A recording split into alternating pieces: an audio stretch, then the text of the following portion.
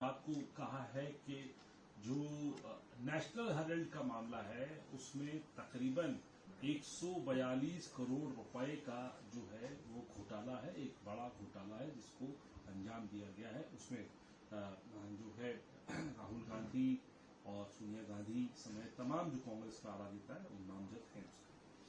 ऐसा है कि ईडी की जो साख है वो पूरा हिंदुस्तान जानता है। ईडी अब बीजेपी की फ्रंटल एजेंसी बन चुकी है। ईडी को एक चार्जशीट दायर करने के लिए 365वें दिन तक का इंतजार करना पड़ा, क्योंकि उनके पास कोई पुख्ता सबूत, पुख्ता चार्ज ही नहीं थे। ये करीब 10-15 सालों से केस चल रहा है, अभी तक ईडी कुछ भी प्रूफ नहीं कर पाई है।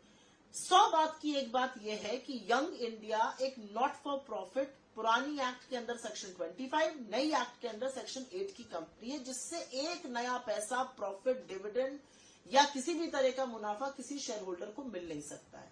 इतनी सिंपल सी बात ईडी के लोग भी समझते हैं, ये सरकार भी समझती है। ईडी जो है वो सरकार की कठपुतली है, वो सरकार के इशारों पर जो सरकार की प्रतिशोध की राजनीति है, डराने की, धमकाने की, वो लगातार करती है। ईडी के आप केसेस उठा के देख दीजिए, 95% केसेस जो है वो ऑपोजिशन के खिलाफ है। लेकिन ईडी शायद कुछ लोगों को डरा धमका के बीजेपी की वॉशिंग मशीन में डाल देती हो, हम लोग वो लोग नहीं है।